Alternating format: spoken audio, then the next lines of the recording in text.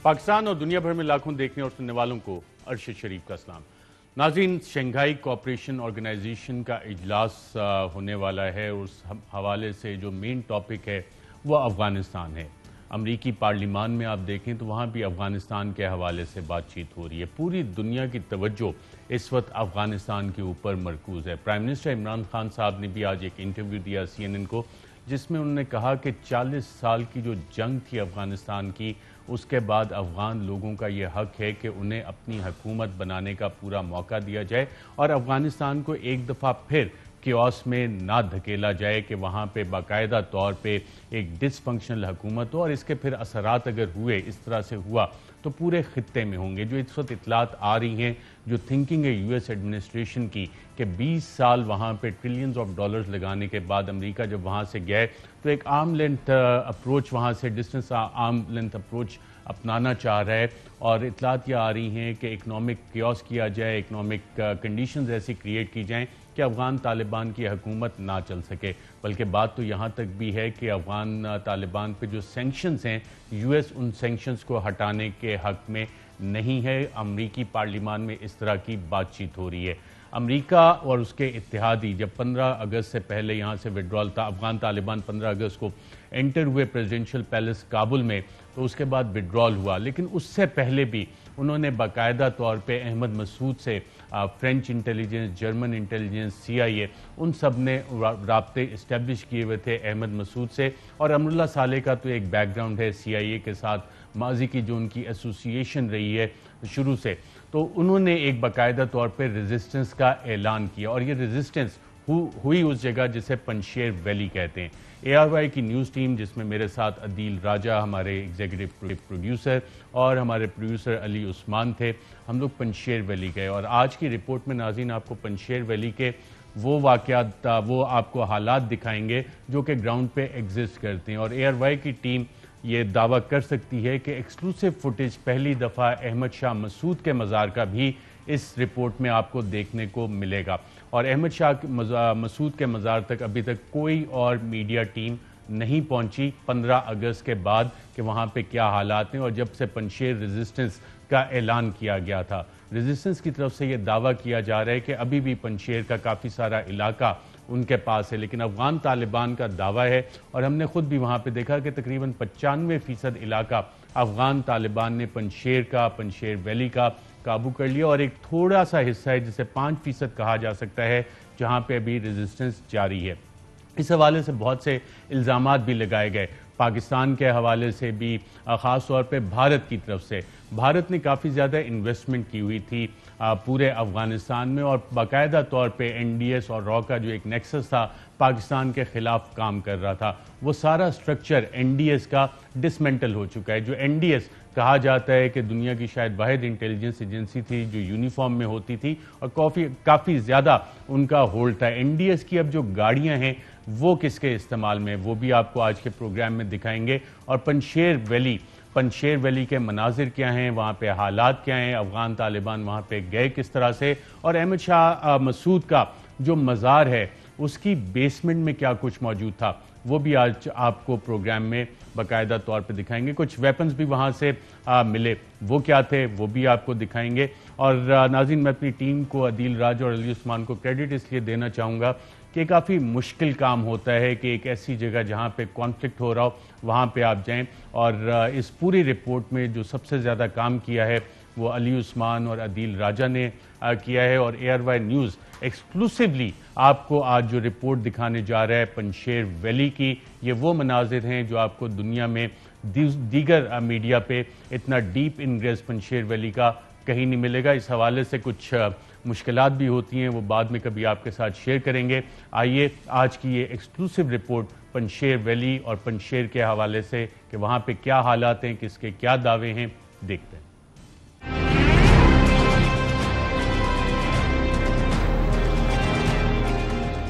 पाकिस्तान और दुनिया भर में लाखों देखने और सुनने वालों को अरशद शरीफ का सलाम। नाज़रीन, मैं इस वक्त मौजूद हूँ अफगानिस्तान में। प्रोग्राम में आपको बताएंगे कि अफगानिस्तान में पिछली 4 दिहाइयों में क्या होता रहा, और ख़ास तौर पे पिछले 20 साल 2001 से लेकर 2021 तक। प्रोग्राम में आपको लेके चलेंगे कंधार, जिसको कहा जाता है कि अफगान तालिबान का जो राइज हुआ था, जो मूवमेंट अफगान तालिबान की मुल्ला उमर की सरबराही में जिसने जन्म लिया, वो कंधार में क्या हालात हैं। उसके बाद आपको काबुल के सफ़र पे भी लेके चलेंगे। काबुल में चंद लोगों से बातचीत करेंगे, उन लीडरान से बातचीत करेंगे जिन्होंने इस 40 साला जंग में बाकायदा तौर पे हिस्सा लिया और अब वो अफगानिस्तान को किस तरह से देखते हैं। आपको लेके चलेंगे पंजशेर वैली, जहां पे नॉर्दर्न अलायंस का गढ़ था। 15 अगस्त के बाद तमाम अफगानिस्तान में जो वाहिद रेजिस्टेंस आई थी वो पंजशेर वैली से थी। पंजशेर वैली कैसी है, वहां पे क्या हालात हैं, ये आपको प्रोग्राम में बताएंगे। और उससे बढ़ के इस प्रोग्राम में हम आपको ये भी बताएंगे कि पिछले 20 साल में अफगान लोगों के साथ 2 दफ़ा ज्यादती हुई। एक दफ़ा जिसको कि ऑक्युपाइंग फोर्सेस कहा जाता है, अमेरिका और उसके इत्तेहादी आए और लाखों अफगान उनका यहाँ पे बाकायदा तौर पे कत्ल किया गया। जंगी जराइम क्या इसी को नहीं कहते कि एक वॉर इंडस्ट्री के लिए बाकायदा तौर पे ये जंग खेली गई। इसमें जो पैसा आया वो कहाँ लगा, किधर गया वो पैसा। और दूसरी दफ़ा जो ह्यूमैनिटेरियन क्राइसिस अफगानिस्तान में जन्म ले रहा है वो क्या है, इन सब पे बात करेंगे आज के प्रोग्राम में।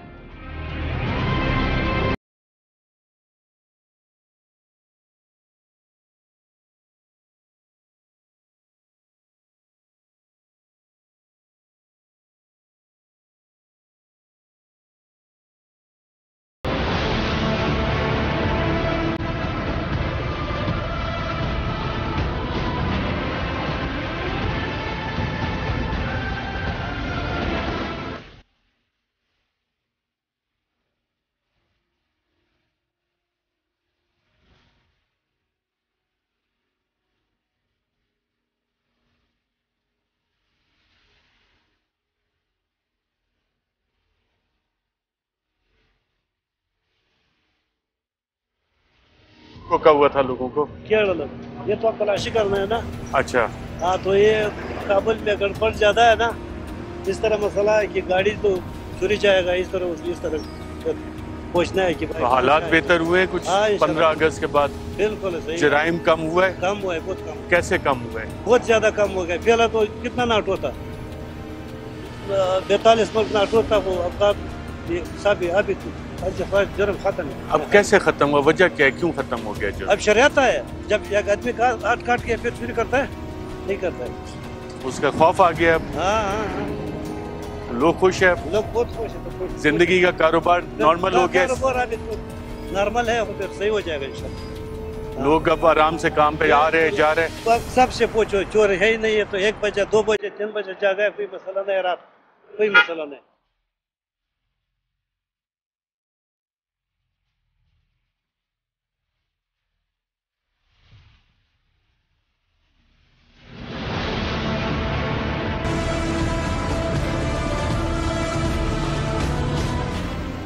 कितनी जबानें आती हैं? तकरीबन 3-4 ज़बानें थे। कौन कौन सी?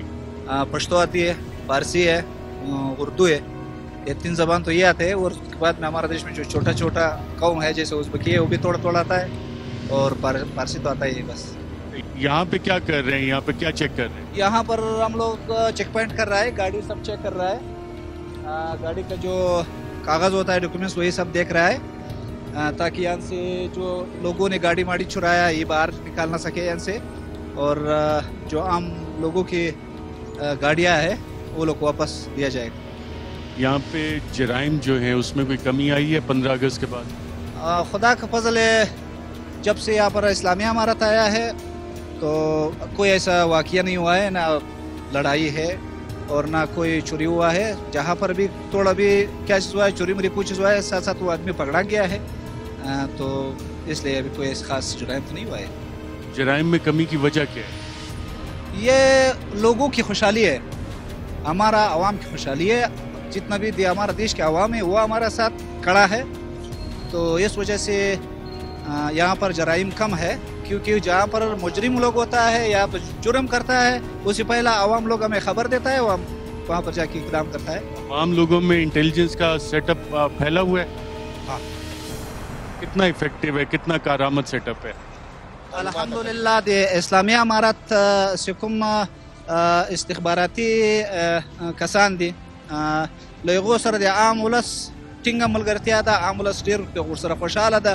له پخوا خلکو کې ډېر سخت د خلک په ویره کې وډارېدل، ولې اوس چې ده هغه ډار و ویره نه لري. الحمدلله هر سړی چې کوم مشکل وویني موږ ته خبر راکوي. نور دغه ولس و ملت دا جنګ نه غواړي او له مخکنۍ ادارې کې په عذاب و دا خلک، هېڅ همکاري یې نه ورسره کوله. الحمدلله موږ سره ټول خلک همکاره دي. دغه دکاندار لا موږ ته خبر راکوي چې یو مشکل یې موږ بار څه خبروي. ये गाड़ी कौन सी है? कौन सा गाड़ी? ये इसको हमारा यहाँ में MB बोला जाता है, अमेरिकाई गाड़ी है। बस ये जो पहला का इदारा था उसके लिए अमेरिका ले आया था, तो बस अमेरिका भी भाग गया, वो इदारा भी भाग गया। अभी हमारा साथ में ये सारा चीज़ जितना भी अमेरिकन लोग का चीज़ है, जितना भी वो पहला इदारा का चीज़ है वो अल्हम्दुलिल्लाह सर ये पुलिस का गाड़ी है। ये जो नेशनल पुलिस बोलता है काबुल का, ये उसी का गाड़ी है। इस्लामी अमारत का पुलिस है। हम लोग सब हम इस्लामी अमारत का पुलिस है इंशाल्लाह। अभी तो हम लोग का दरीशी मरीशी सब चीज़ नहीं आया है, थोड़ा दिन के अंदर में सबका यूनिफॉर्म आ जाएगा, तो उसके बाद में जो है सब कपड़ा पहनेगा अच्छा, और इंशाल्लाह मुनज़्ज़म हो जाएगा। काम चल रहा है उसका ऊपर। ये सुबह शाम यहाँ पे चेक पोस्ट रहता है? यहाँ में सुबह से लेके शाम तक, फिर शाम से लेके सुबह तक हम लोग यहाँ पर खड़ा है ताकि आम लोगों को हम लोग अमन ले आ सके, शांति ले आ सके, कोई मुश्किल ना हो किसी का। तो इसलिए हम लोग सुबह और शाम को यहाँ पे खड़ा है, अपना ड्यूटी दे रहे हैं। तनख्वाह क्या मिलती है आपको पुलिस? कुछ तनख्वाह नहीं है फिलहाल, कुछ भी नहीं है। बस फकत तनख्वाह के बगैर कैसे चलता है? हम अल्लाह का नाम से उठा है। हम जो भी कुछ कर रहा है अल्लाह का नाम के लिए कर रहा है, और अल्लाह के लिए कर रहा है, इस्लाम के लिए कर रहा है, इस्लामी शरीयत के लिए कर रहा है। तनख्वाह मनख्वाह में कोई बड़ा चीज़ नहीं लग रहा है। अल्लाह रोज़ रसान है सबका, इंशाल्लाह मिल जाएगा। आपका क्या उम्र है, कब से आप जिहाद? वैदिता उम्र څومره ده ولڅو فرس جهاد کوي؟ دا ترای کولا کیږي چې جهاد में उम्र में 21 कोला था। 3 साल हो रहा है, और हमारा उम्र जो है ना 21 साल है, जो हम जहाद में है और हम जहाद में हैं।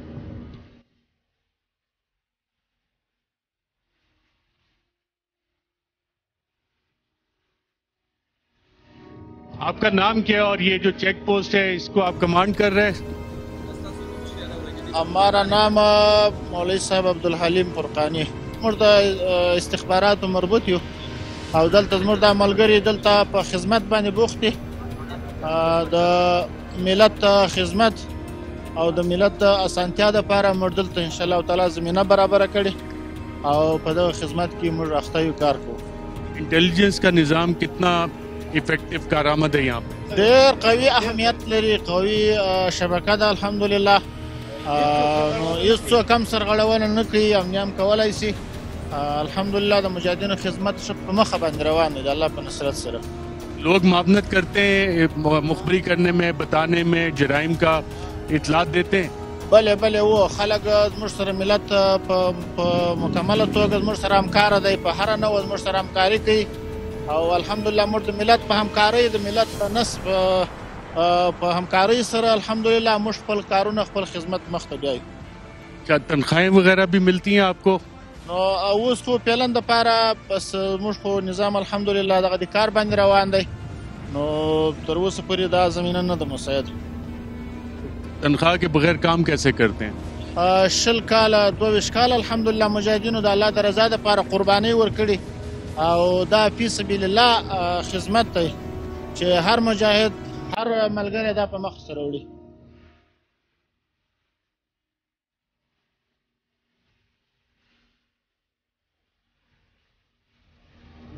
और मैं इस वक्त इस्लामी इमारात अफगानिस्तान की एक चेक पोस्ट पे मौजूद हूँ जहाँ पे हमें एक हमवी गाड़ी नज़र आ रही है और इसका सीरियल नंबर वगैरह भी यहाँ पे मौजूद है और M1151 मॉडल नंबर M1151 और ये हमवी गाड़ी अमेरिकन यहाँ पे लेके आए थे। बुलेट प्रूफ, बॉम्ब प्रूफ गाड़ी है, काफ़ी हैवी दरवाज़ा है और इसमें अब ये ज़ेरे इस्तेमाल है अफ़गान तालिबान की और ये फुल्ली फंक्शनल गाड़ी है इस वक्त और देख सकते हैं इसमें जो गन है उसमें बुलेट्स वगैरह भी लगी हुई हैं। कंपार्टमेंटलाइजेशन है कि अगर एक हिस्से को कहीं किसी का नुकसान पहुंचता है तो दूसरा हिस्सा या जो लोग बैठे होते हैं वो बिल्कुल सेफ हैं। ये गाड़ी चलता है, सही है? गाड़ी सही है, चलता है। नाज़रीन, बड़ी मजबूत गाड़ी है और इस तरह की बहुत सी गाड़ियाँ अब अफगान तालिबान के पास हैं जो कि यहाँ पे अमरीकी छोड़ के गए, और मुझे बताया गया है कि तकरीबन 4000 ये गाड़ियाँ, हम भी गाड़ियाँ, फायर एक्सटिंग्विशर फुल्ली इक्विप्ड, और अफगान तालिबान कहते हैं कि ये माल गनीमत है जो कि जंग के बाद अब इनकी प्रॉपर्टी है, और ये बिलियंस ऑफ डॉलर का सामान है जो अफगान तालिबान को यहाँ पे हम भी गाड़ियों की शक्ल में मिला है। और इंजन चल जाएगा, चला के दिखाएगा स्टार्ट करके। और ये ले गाड़ी नाज़रीन, हम भी स्टार्ट हो चुकी है इस वक्त, और यूनिट कंट्रोल ये ले फुल्ली फंक्शनल हम भी गाड़ी इस वक्त इस्लामी इमारात अफगानिस्तान अफगान तालिबान के पास बतौर माल गनीमत मौजूद है। दोबारा इसको स्टार्ट करके देखते हैं। ये देखें नाज़रीन, फुल्ली फंक्शनल हम भी गाड़ी, और ये गाड़ी में ले जाऊं, आगे जा रहा हूं, ले जाऊं गाड़ी। हाँ नहीं, थोड़ा चलाना कैसे, चला के दिखाओ, वहां तक चला के दिखाएगा। 1 मिनट, थोड़ा सा आगे करके दिखाओ ताकि मुझे पता लगे ये गाड़ी चलता भी है कि नहीं। और नाज़रीन, इसमें देखें बुलेट्स वगैरह भी अभी लगी हुई हैं, और ये फंक्शनल हम भी गाड़ियाँ काफ़ी सारी इस वक्त अफगान तालिबान के पास हैं। फुल्ली फंक्शनल हम भी गाड़ी, बुलेट्स लगी, लाइव बुलेट्स भी इसमें लगी हुई हैं, और अब ये इस्लामी इमारात अफगानिस्तान के पास हैं। सीरियल नंबर हम आपको इसका दिखा चुके हैं कि काफ़ी तादाद में ये गाड़ियाँ गिफ्ट करके गए भागते हुए अमेरिकन अफगान तालिबान को।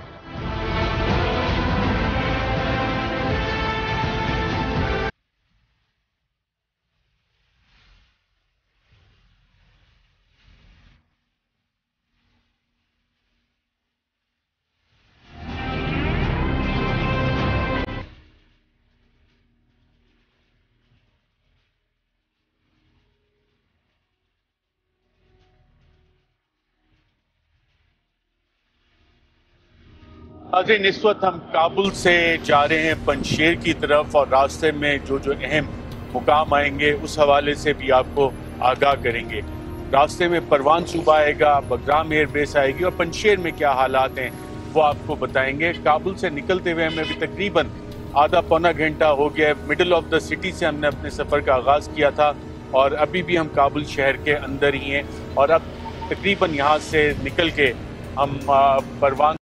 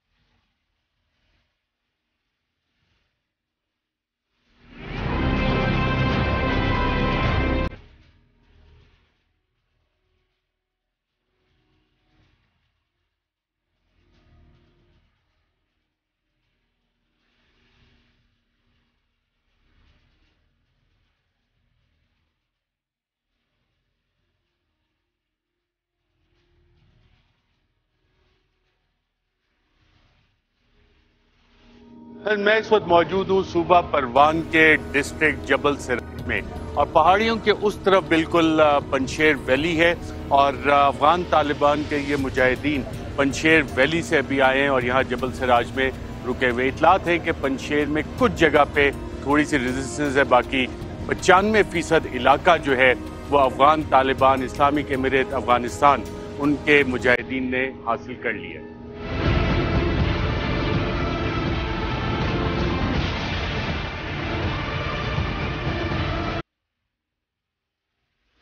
नाज़रीन, पंशेर वैली से अभी जब ये मुजाहिदीन आए तो एनडीएस की ये गाड़ी ये भी इस्तेमाल हो रही है। एनडीएस की एक और गाड़ी हमें यहाँ पे नजर आ रही है।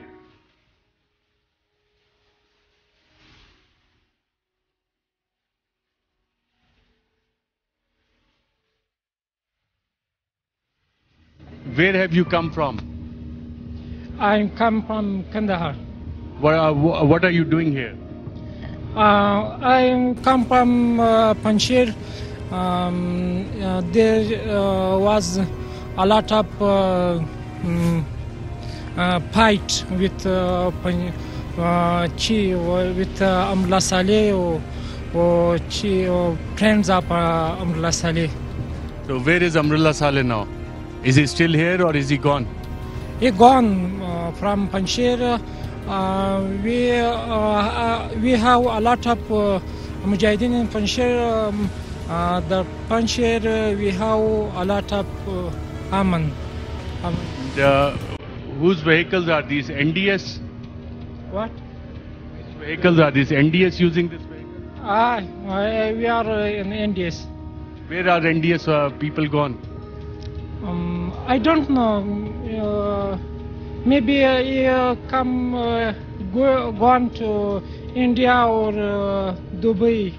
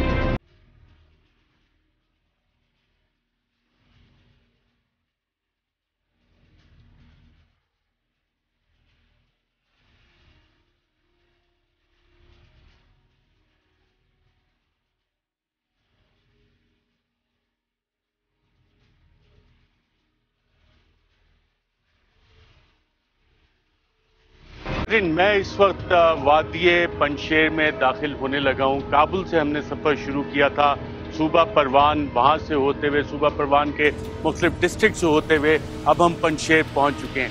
अब ये मुख्तलिफ जो बोर्ड्स यहाँ पे देख रहे हैं, ये अहमद शाह मसूद और नॉर्दर्न अलायंस और पंजशेर के डिफरेंट कमांडर्स थे जो तालिबान के खिलाफ लड़ते रहे, उनकी तस्वीर मुख्तलिफ कमांडर्स की यहाँ पे लगी हुई थी। जब तालिबान पंजशेर वैली में दाखिल हुए तो उन्होंने ये तमाम तस्वीर, जिसको कि रेजिस्टेंस फोर्सेस के कमांडर्स कहा जाता था, नॉर्दर्न अलायंस के कमांडर्स कहा जाता था, वो तमाम तस्वीर यहाँ से फाड़ दी गई हैं।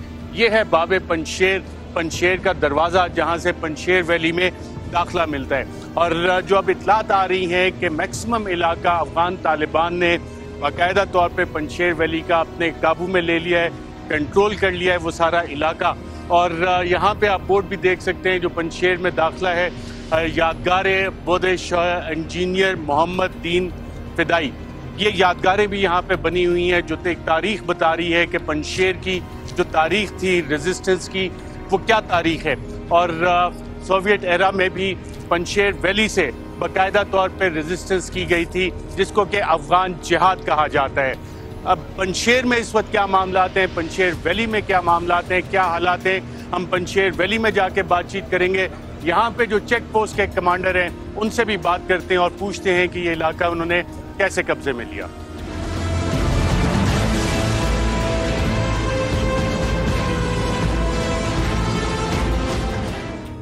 ये कौन सी जगह है जिस जगह हम खड़े हैं? पंजशेर दरवाज़ा फिलहाल पंजशेर दरवाजे मसूल हैं। पंजशेर दरवाजे पे पहुंचे कैसे? रेजिस्टेंस करके, फाइट करके आ गए। किस तरह की जंग थी यहाँ पे, रेजिस्टेंस किस तरह की थी? नीचे से टैंक थे और पहाड़ियों से इन्फेंट्री आ रहे। पहाड़ों पे कौन था? यहाँ पे जमीन पे उसके लोग थे और कुछ पहाड़ पर थे, तो हम भी जमीन के नीचे से दोनों तरफ से इनसे फाइट करके इन इलाकों को हमने फतह कर दिया। तो किस तरह की मुश्किल था यहाँ पे आना? पहाड़ पे भी लोग थे, उनके यहाँ जमीन पे भी लोग थे। फायर किस तरह का कर रहे थे, किस तरह का हमला कर रहे थे? हमने 15 बंदे ऊपर भेजे थे और 15 नीचे से आ गए। हमने थोड़े से बंदे पे इस जगह को फतह किए और इनके लाशें यहाँ पड़े हुए थे, रेड क्रॉस वाले आए उठा के ले गए। तो कितना यहाँ पे लाशें थी उनकी? इनके तकरीबन 40 से ऊपर लोग मरे हुए थे और हमारे सिर्फ एक बंदा जख्मी था। हमने टेक्निकल फाइट किए थे सर। तो गए किधर, बाकी लोग किधर गए इनके? बाकी लोग सरेंडर कर गए और हमने उनको कहा कि आज़ाद ज़िंदगी घूमें और उनको इजाज़त दे। कुछ लोग अपने घरों में हैं, कुछ चले गए नीचे। अब हालात क्या हैं पंजशेर में? पहले से हमने इनको टाइट सिक्योरिटी दी, पहले से ये खुश है और 100% सिक्योरिटी है। इतने पहले सिक्योर नहीं थे जो अभी भी है। हर एक अपनी ज़िंदगी गुजार रहा है। आप खुद देख रहे हैं, गाड़ी आ रही जा रहे हैं, खाना जा रहा है, फूड जा रहा है, किसी को मना नहीं किया। अमरुल्लाह सालेह, अहमद मसूद किधर हैं? अहमद मसूद, अमरुल्लाह सालेह ये फ्लाइट हेलीकॉप्टर आए थे, उसको लेकर चले गए और यहाँ के गवर्नर जो है उन्होंने हमने हमारे साथ सरेंडर किया और उसकी फाइनल सिग्नेचर मैंने इस रूम में लेकर काबुल भिजवा दिया। तो अहमद मसूद को कब गया हेलीकॉप्टर में?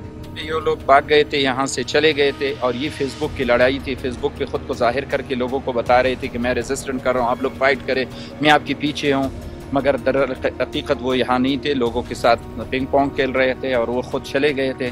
अब लोगों को पता चला कि वो हैं ही यहाँ पे नहीं, तो लोग यकी बादी करे सरेंडर हो रहे हैं। अमरुल्लाह सालेह का भाई मारा गया यहाँ पे? ना ना ना नस्ता कम खबर है नस्ता खबर नहीं है आपको? अमरुल्लाह सालेह के भाई भी नहीं मारा है। वो इन्होंने खुद को दिखाने के लिए इस तरह कहा कि मेरे भाई को इन्होंने मारा। सारे प्रोपेगेंडा था, फेसबुकों का था, फेसबुकी वार था, कुछ भी नहीं था। ये लोग पहले से चले गए थे। अब जब लोगों को पता चला तो उन्होंने यकी बादी करे सरेंडर करके आ गए। इस तरह कोई बात नहीं, सारे फेसबुक की बात है। ये कौन सा हथियार है? दा रैकेट है, ये आरपीजी है। ये इस्तेमाल हुआ था पंजशेर में जब ये इनके नॉर्दर्न अलायंस के खिलाफ लड़ रहे थे? कहते हैं उन लोगों के खिलाफ हमने 45 ममालिक को इन्हीं चीज़ों के साथ हाँ। लगाया है। अहमद मसूद के खिलाफ भी इस्तेमाल हुआ है ये? हमने खाली हाथ पे उनसे लेकर ये उनके साथ लड़ाई किया क्योंकि हमारे साथ अल्लाह की मदद थी। उनके पुराने असले हमारे यही पुराने हमारे साथ थे। ये नए नए उनसे छीन कर की 3-3 शाहजोर 90 गोलों के साथ हमने उनको भगा कर। कैसे जीते अमेरिका और उसके 50 इत्तेहादी ममालिक और आप लोगों के पास असला भी नहीं? किस तरह जीते? आपको तनख्वाह मिलती है? हिच नस्ता तनख्वाह मखा नस्ता अल्हम्दुलिल्लाह हिच हम नस्ता। वो लड़ते कैसे हैं? लोगों की का सपोर्ट हमारे पास थे। खाना शाने के लिए अवाम ने हमारी कुछ हेल्प की। लड़ाई के दौरान खुद लाए हैं उन्होंने, हमारे हेल्प किए ताकि इन ब्यूरोक्रेट से हम ख़त्म हो जाए। लोगों ने हमारे हेल्प की और अल्लाह की नसरत हमारे साथ थे। वरना ये पुरानी गोलियां और उनके मुकाबले में सीने डांट कर हमने पता कि ये अल्लाह की नसरत थी जो हमने अपने हाथ से की।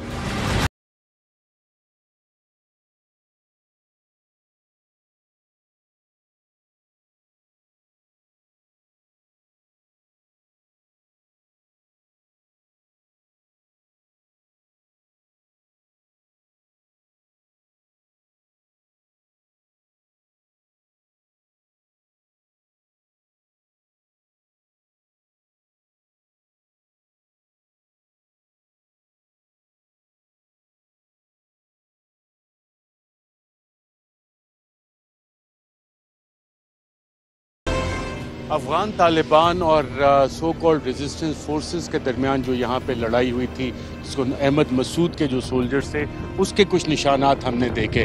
पंजशेर वो जगह है जहाँ पे कंटिन्यूटी हमें नज़र आती है अफ़गानिस्तान की सोवियत जिहाद से लेके अभी तक की कहानी। और ये टैंक उस वक्त की रेजिस्टेंस की दास्तान सुना रहे हैं जबकि नॉर्दर्न अलायंस अहमद शाह मसूद के वालिद ने सोवियत यूनियन के ख़िलाफ़ जिहाद किया था। और यहाँ पे हम जब देखते हैं तो बाकायदा तौर पे हमें एक टैंक्स का कब्रिस्तान नज़र आता है और आगे जाके काफ़ी सारे टैंक्स हैं जो कि तबाह थे और सोवियट्स यहाँ से छोड़ गए। वो मिलिट्री जंकयार्ड है जहाँ पे ट्रक्स और टैंक्स मौजूद हैं।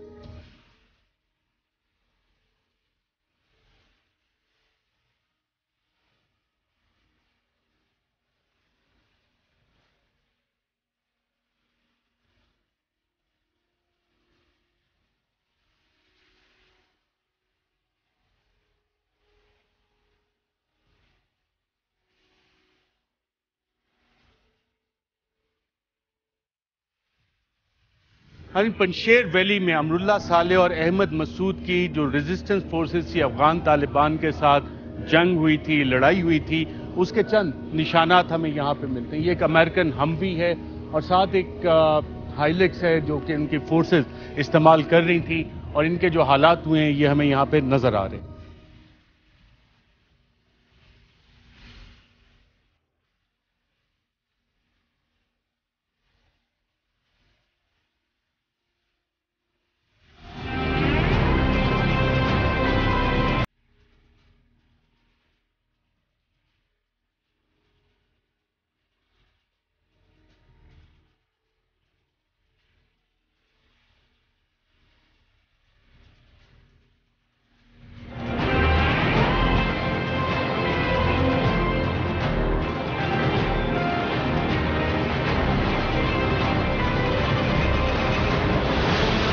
मैं इस वक्त मौजूद हूँ अहमद शाह मसूद के मज़ार पे। अहमद शाह मसूद ने सोवियत यूनियन के ख़िलाफ़ जिहाद में बाकायदा तौर पे हिस्सा लिया था और सोवियत जिहाद में जहाँ अफ़गान तालिबान और दीगर ग्रुप से वहाँ अहमद शाह मसूद की रेजिस्टेंस इस इलाके में सोवियत यूनियन के ख़िलाफ़ ज़्यादा थी।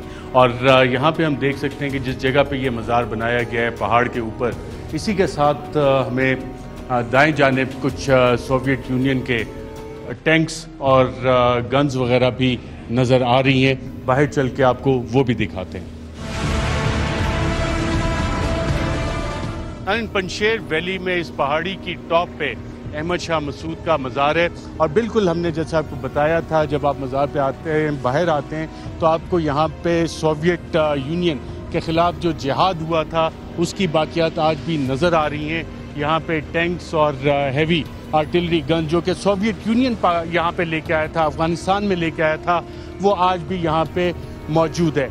40 साल अफ़गानिस्तान में बाकायदा तौर पे एक जंग रही। पहले सोवियत यूनियन के ख़िलाफ़ जिहाद रहा और फिर 2001 से लेके अमेरिका और उसके इत्तेहादियों के ख़िलाफ़ एक जिहाद अफ़गान फोर्सेस ने लड़ा, अफ़गान तालिबान ने लड़ा, इस्लामिक एमिरेट अफ़गानिस्तान, जिसको ये कहते रहे कि ऑक्यूपाइंग फोर्सेस के ख़िलाफ़ वो लड़ रहे हैं, जिहाद कर रहे हैं। और ये तारीख़ पिछले 40 साल पे मुहित है। इसमें एक फेज़ ये आया कि जब 15 अगस्त को अफ़गान तालिबान काबुल में दाखिल हुए तो अहमद मसूद, जो अहमद शाह मसूद के साहबजादे हैं, उन्होंने एक रेजिस्टेंस का ऐलान किया अमरुल्लाह साले के साथ मिल के। और उसके बाद अफ़गान तालिबान ने उनको ऑफ़र दी, पीस की ऑफ़र दी और कहा कि अगर वो हथियार डाल देते हैं तो उनके साथ बातचीत हो सकती है। लेकिन हथियार ना डाले गए और इस पंजशेर वैली में बाकायदा तौर पे जंग हुई। हमने देखा है रास्ते में जो बाकायदा तौर पे यहाँ पे जंग लड़ी गई उसके आसार मौजूद हैं। अब 95% इलाका जो है पंजशेर वैली का वो अफ़गान तालिबान के कब्जे में और पीछे से चंद 5% हिस्सा ऐसा रह गया है जहाँ पे कहा जाता है कि कुछ रेजिस्टेंस फोर्सेस के लोग अभी भी मौजूद हैं।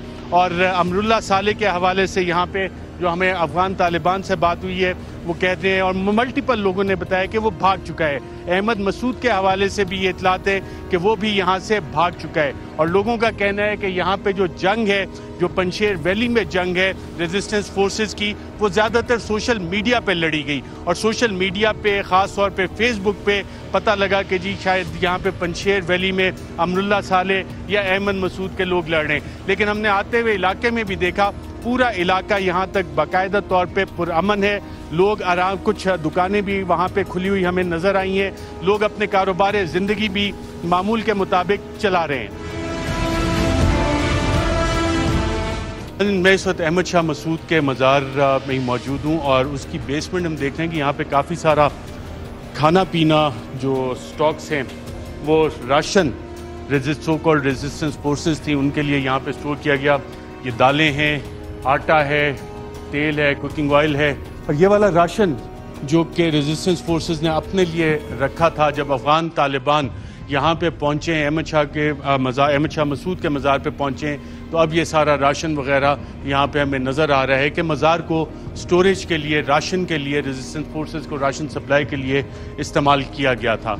आइए नाज़रीन मज़ार से बाहर चलते हैं और देखते हैं कि जो अहमद मसूद से एक्सपेक्टेशंस थी मुख्तलिफ ममालिक की और यहाँ पे किस किस्म का असलहा, किस किस्म के वेपन्स, किस किस्म की मशीनरी स्टोर की गई थी और अब उसका इस्तेमाल कौन कर रहा है, उस पर एक नज़र डालते हैं।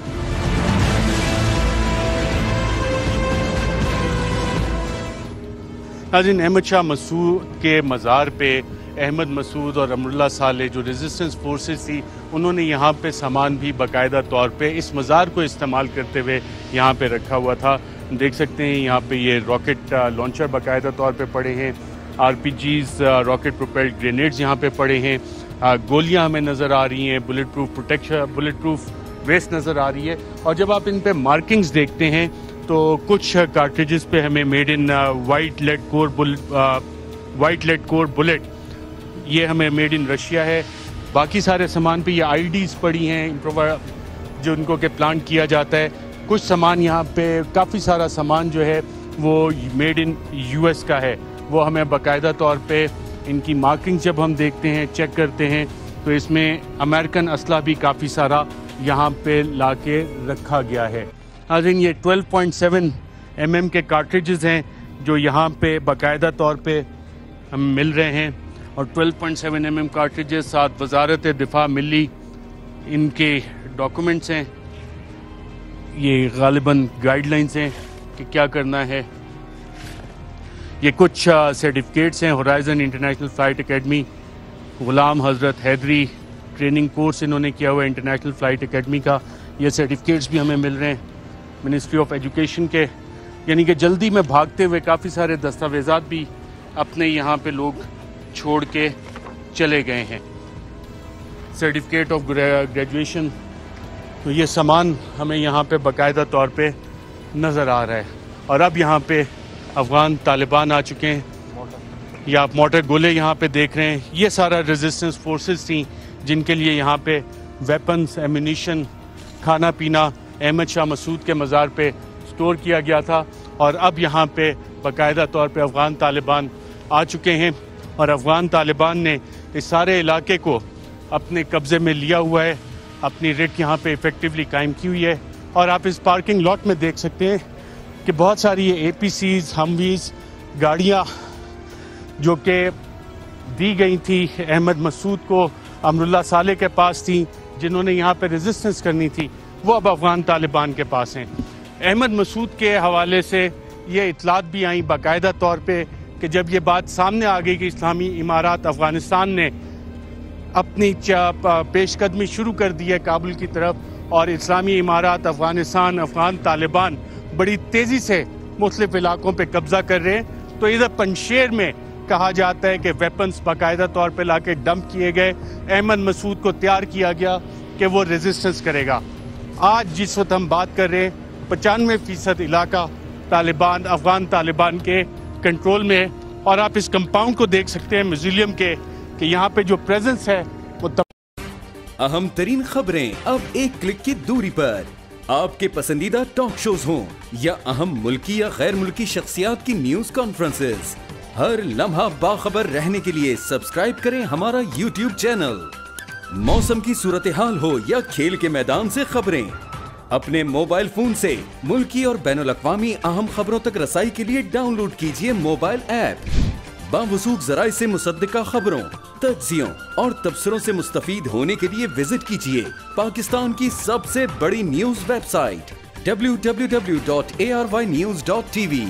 इन सब के अलावा पाकिस्तान का सबसे बड़ा फेसबुक पेज हो, सबसे बड़ा न्यूज इंस्टाग्राम अकाउंट या फिर ट्विटर, ARY न्यूज पहुंचा रहा है खबरें सबसे पहले आप तक, ताकि आप रहें हर लम्हा बाखबर।